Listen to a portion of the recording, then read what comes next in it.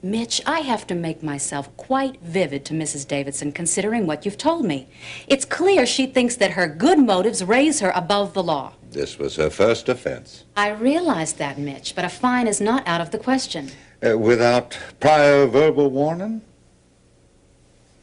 Will you talk to her? I will share your most serious reprimands and sing your praises as being a merciful and long-suffering soul. I'm not here to win friends, Mitch. No, but you sure do influence people. Oh, Beth, I appreciate your calling me here on this, because that takes it out of the category of professional courtesy and raises it to personal favor. Now, Mitch, you make that point quite clear. If Terry Davidson violates that restraining order one more time, both you and she are going to regret it.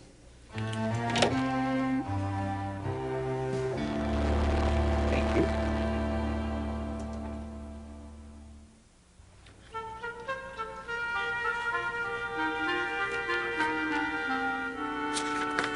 Just leave it to Lenny. I'll get the entertainment. See you tonight.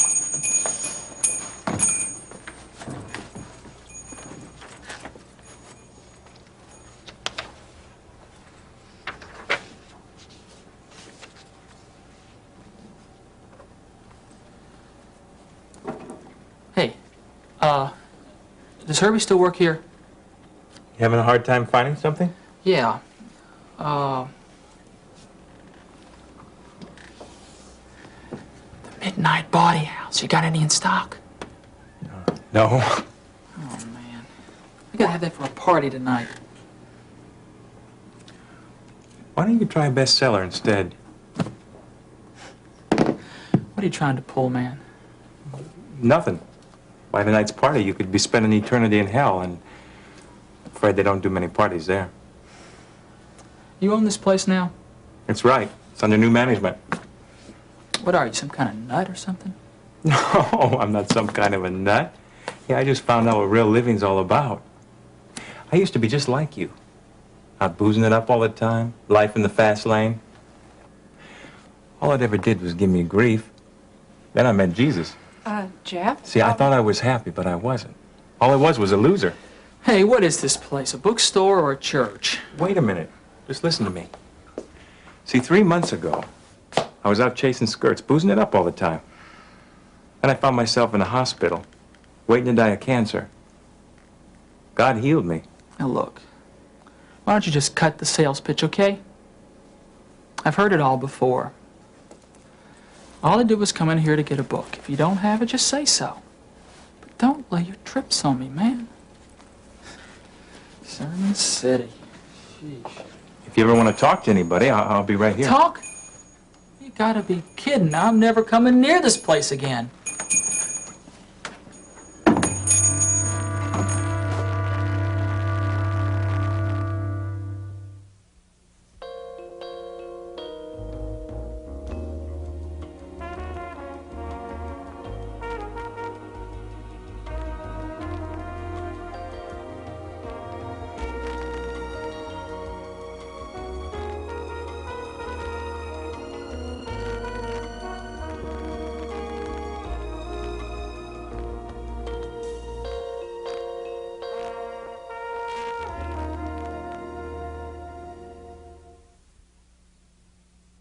Jeff, that's the 5th customer that you've argued with this week.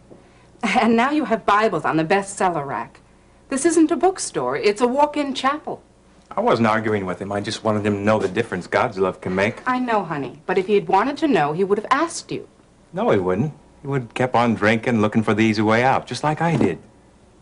I didn't want to listen either, till God put me in a place where I had to. That's the only way he could get your attention. Well, that guy wasn't any different. How can you say that? You don't even know him. You've never even seen him before, have you?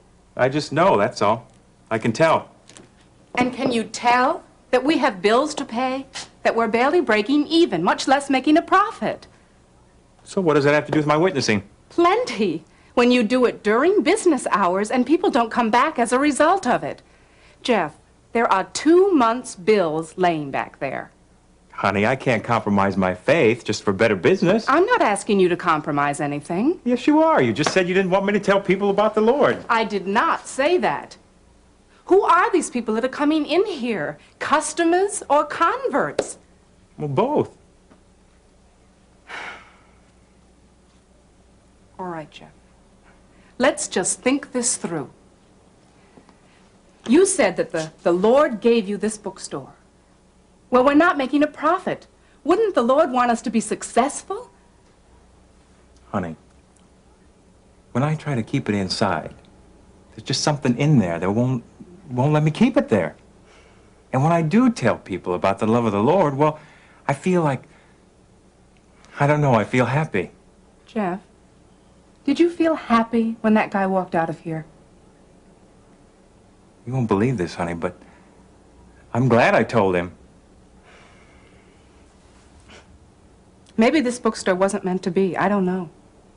But I do know that we have to do something.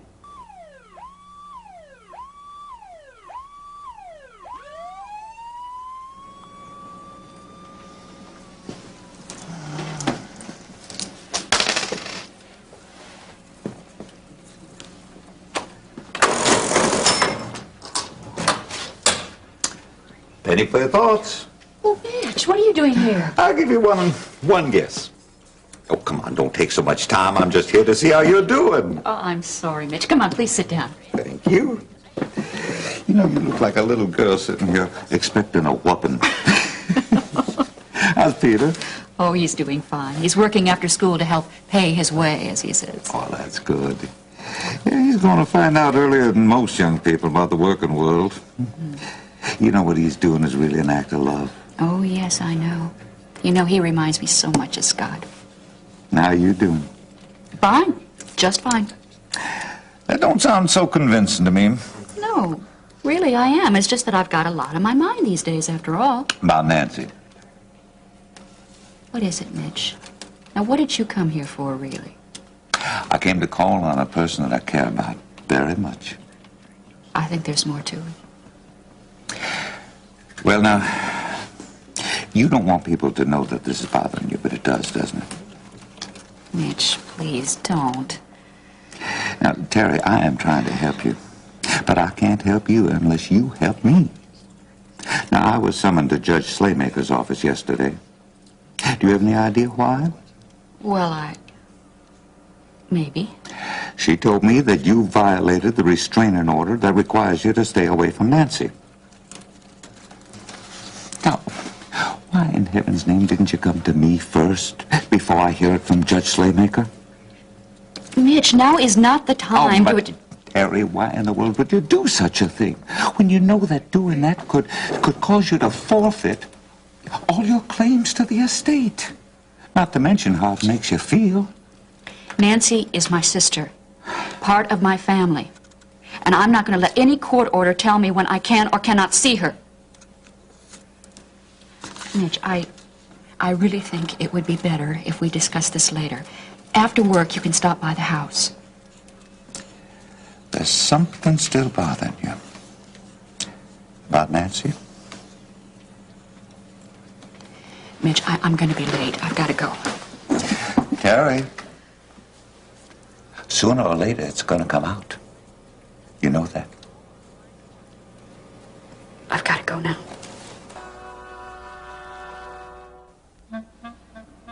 Harold? Harold, what about the will? I told you already.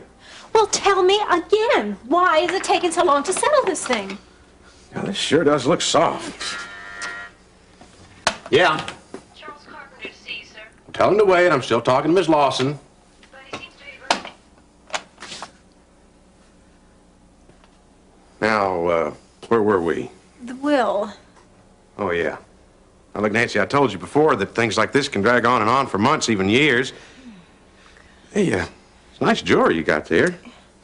Did you talk to Roger yet about the cruise? Listen, just because you're a lawyer doesn't mean you get to read the fine print. Do you understand what I'm saying? Leave me alone. Just admiring your earrings, that's all. I thought they were You've seen kind of them cute. already. What about Terry? Terry? Harold, don't you have any kind of memory at all? Now, just calm down, Nancy. Look, I told you that I talked to the judge and she talked to Dunbar. Everything's under control. Yes. Sorry, Mr. Webster, but Mr. Carpenter says he can't wait any longer. Oh, is that so? Well, you can tell him he can park his fat... Harold, thanks, I'm going, okay? You've handled my angelic sister wonderfully, okay? But just keep me in Let me touch. help you with this here. Look, listen, why don't I come by your place tonight and we can talk out a number of things? Look, I'm talking about business, okay? So am I. Hello, Miss Lawson. Mr. Carpenter, how are you? Have you been well? Fine, and you? Yeah, look, Charles, couldn't this have waited? I'm fine, thank you. No, it couldn't have. I have something very important to discuss with you, Harold. Look, I'll talk to you later, Miss Lawson. Now, there is some hot tamale. I beg your pardon? That Lawson woman. Everything about her makes me sizzle. You know, Harold, I didn't come over here to hear what makes you sizzle. Don't knock it if you haven't tried it. Now, what is it that couldn't wait? I've got a problem. Oh, and you want me to help you do something about it, huh? Well, obviously. Okay. Shoot. Yesterday afternoon, 3 of my biggest investors came over to see me. One of them was Vince Cardello. Cardello? Mm-hmm. What did he want? They coerced me into giving them 51% of Hollister Square. And you gave in? Charles, you didn't call me. Harold, I had no choice. They threatened to withdraw their investment. Now, what chance would we have if they did that? Oh, what chance are you gonna have with them? I'm the businessman, you're the lawyer. Oh, yeah. And what do you expect me to do now that you have gotten yourself into this mess? I expect you to get me out of it. Fix it. Find a loophole. Anything you can. But do it, and do it fast. Because if you don't, we stand a very good chance of losing our fair share of the profits. And that, my young friend, is guaranteed.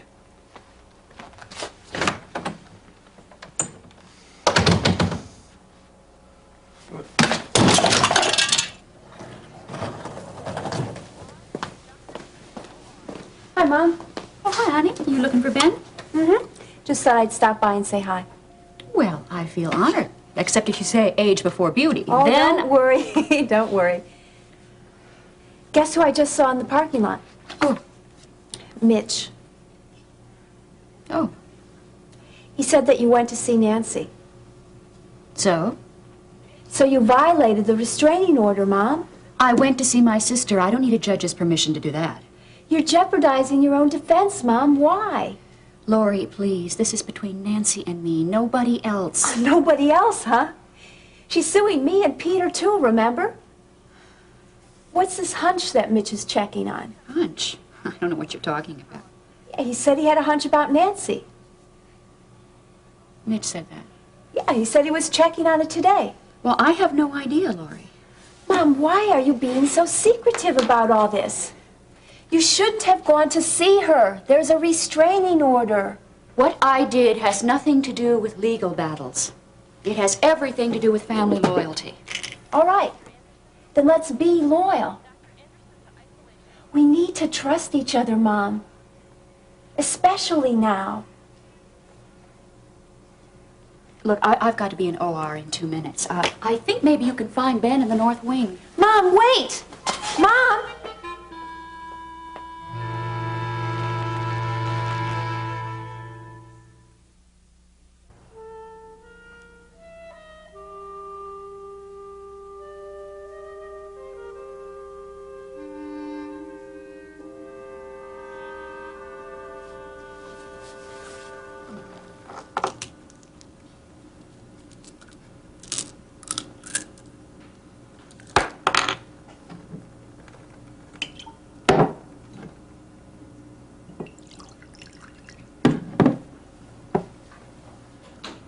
Miriam?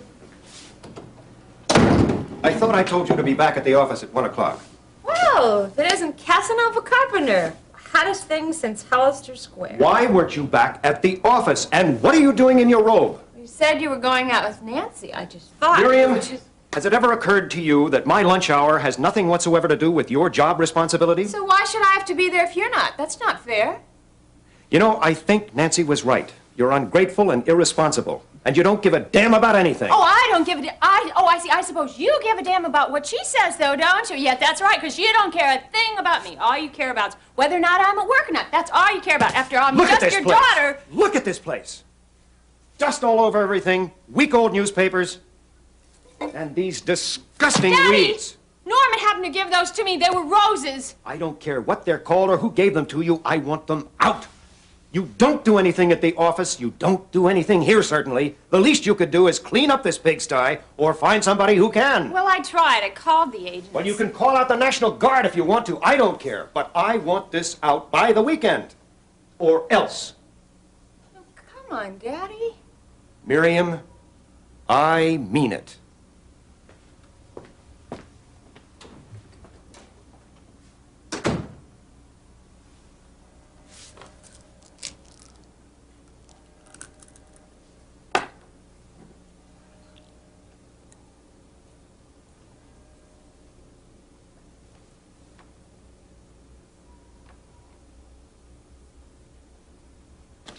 Now, here, let's see now. Dote, Lindquist, Lindsay M. O. Still no luck, Mitch? Well, if it's not in this one, come to my desk and we'll try another route. Lily, I hate to put you all this trouble just for me. Nonsense. It's my job. Well, I appreciate it all the same. We'll be here all the night for this. Night Elves, Lafferty, Lewis. Here we are. Lindsay, Abigail, Lindsay Myron, Lindsay Nora. Nora Lindsay, born February 8, 1913, married May 25th, 1932. Siblings, Terry Lindsay, only child. Well, now, Nancy, you and I are going to have a little talk.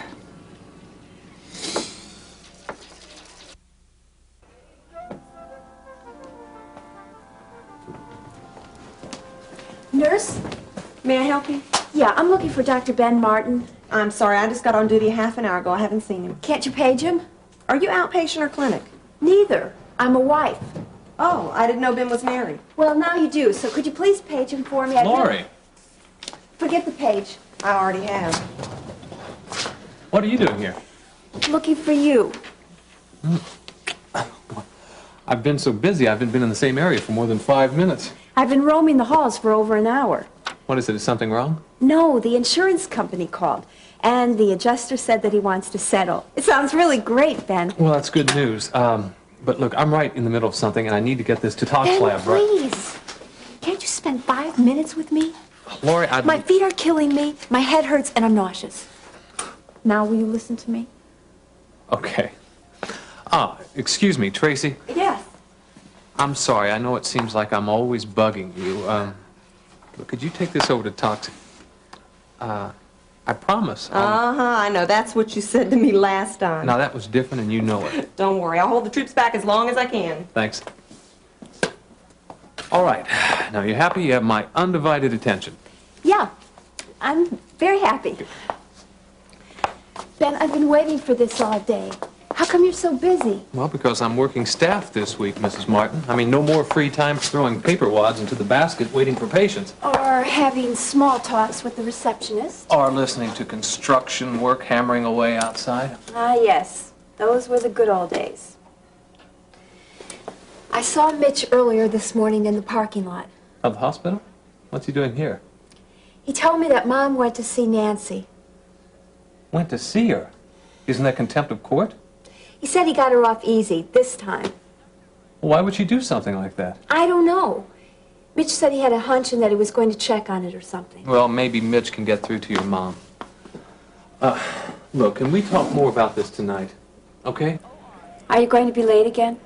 I hope not, but I have to pull my weight just like everyone else on the staff here. Sorry, Ben. They need you right away. Thanks, Tracy. I'll be right there. Honey, I know. I'll be home as soon as I can. Bye.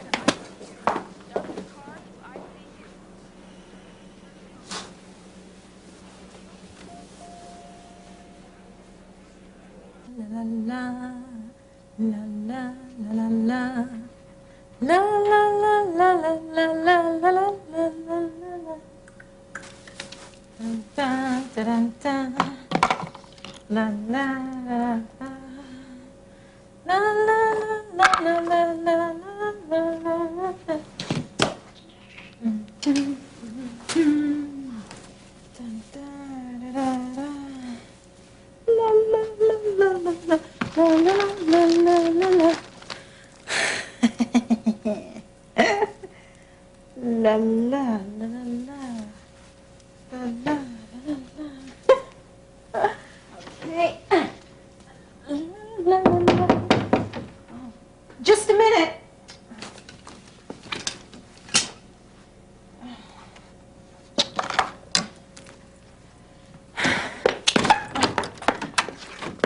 What are you doing here? Well, my, what a handsome piece of jewelry, Miss Lawson. Yours? Yes, of course it's mine. What are you doing here, trying to follow on the trail of Miss Sweet and Sour? You know you're not supposed to be here. I thought after that restraining order I wouldn't hear anything from you. Well, no, I just came from the County Hall of Records, where I found some very interesting facts. In a ledger under the name of Lindsay, seems that Terry is listed as the only child. But of course you knew that, didn't you, Miss Lawson?